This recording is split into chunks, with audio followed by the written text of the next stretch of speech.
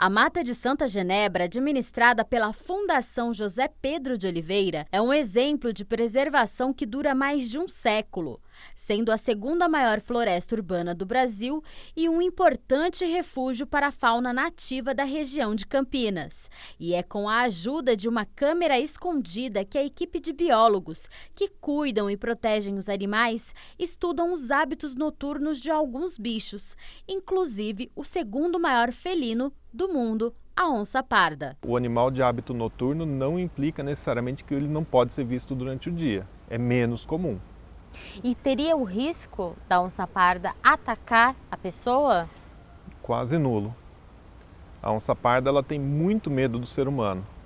Muito. Ela evita esse contato ao extremo porque a gente é um animal grande que não serve de comida para ela e que é um potencial agressor. Então ela evita esse contato ao máximo para se poupar e guardar energia para o que ela pode comer. Então ela evita ao máximo. Os incidentes, não são nem acidentes, os incidentes que ocorrem, especialmente aqui no Brasil com onça parda, vão ter mais a ver com o animal estar acuado em algum lugar, não ter para onde fugir e ela acabar reagindo ali para cima da pessoa, ou a pessoa se aproximar demais de uma área onde ela está mantendo os filhotes, ou ela deixou uma caça numa área de mata, que ela não, muitas vezes se a presa é maior, ela não consome toda de uma vez, ela vai voltar ali para se alimentar e ela defende essa caça, para ela poder guardar o alimento. E aí ela pode defender esse alimento dela. Fora isso, é muito, muito difícil. Ela evita esse contato. A onça, a maioria das presas dela, que compõem a alimentação dela, tem hábito noturno. Então ela se adequa ao momento em que ela vai encontrar esse alimento. Elas podem se alimentar de gambás, tatus, da própria capivara, especialmente dos filhotes. E esses animais têm por hábito essa vida noturna. Então ela vai estar ativa no momento em que ela pode encontrar o alimento dela também. Geralmente a gestação dura quase 3 meses. Os filhotes nascem com cerca de 400 gramas e com pintas pelo corpo. Um padrão diferente ao encontrado em adultos com a coloração uniforme.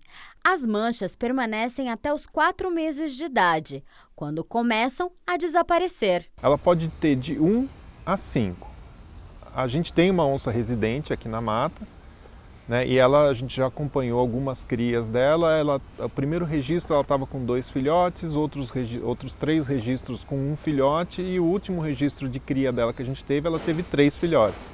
Mas não é comum, normal entre 1 e 2 filhotes por cria. A mãe cuida deles por 1 ano, depois desse 1 ano ela tolera eles no território dela por mais até 1 ano, e depois disso eles têm que procurar o cantinho deles. Ela não permite justamente pela competição pelo alimento.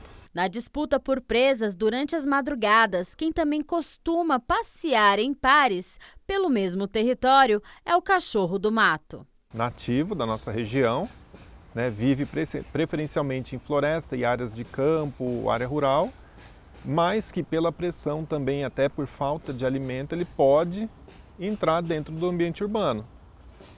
Os animais eles estão tendo que cada vez mais se adaptar a essa convivência com o ser humano, assim como o ser humano precisa se adaptar a essa convivência. E entender que eles não estão lá por opção, eles estão lá por falta de opção. Eles não têm mais o ambiente natural deles. Então aí eles acabam tendo que ir em busca do alimento ou de abrigo, inclusive, dentro de áreas onde as pessoas estão. E esse cachorro do mato, ele tem um hábito também noturno por conta das presas? Também. Ele se alimenta de pequenos mamíferos, ele pode alimentar de alguns répteis pequenos, então aves também ele pode consumir. Então ele preferencialmente é ativo à noite, mas nada impede que ele também possa circular ou às vezes até buscar um alimento durante o dia. A gente nunca conseguiu registrar o filhote. A gente sempre registra o casal, quando a gente consegue registrar 2 adultos passando ou um indivíduo, que aí a gente não tem como afirmar se é o macho ou a fêmea, circulando, provavelmente indo buscar alimento e levando para os filhotes.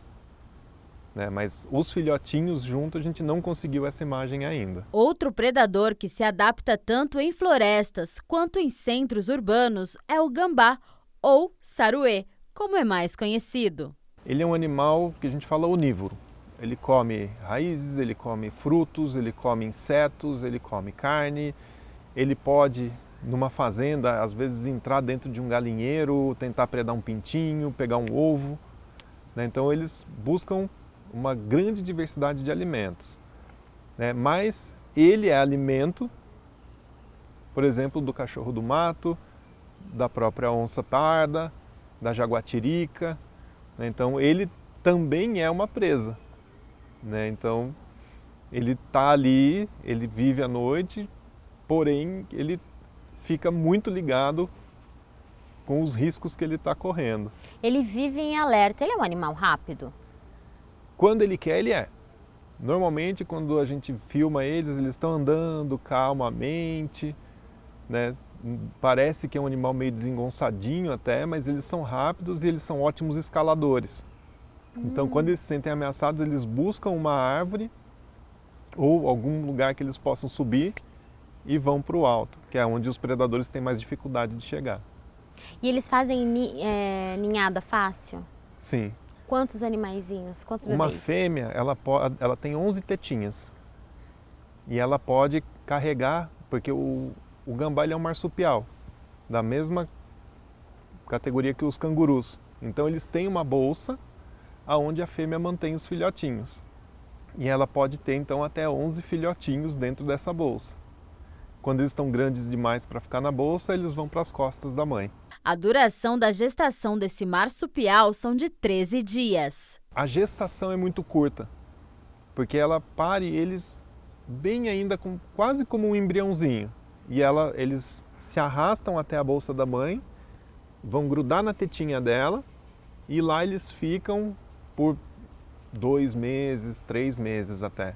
Como eles são animais que consomem de tudo, a gente providencia isso facilmente para eles, né? Então eles encontram alimento muito fácil dentro do ambiente urbano, eles encontram abrigo muito fácil dentro do ambiente urbano e não tem predadores, né? No máximo os cães das casas, né? Então eles andam pelos muros, evitam esses cães, né? E acabam tendo mais sucesso em se adaptar dentro do ambiente urbano. Então eles são bastante comuns. E espertos? Extremamente.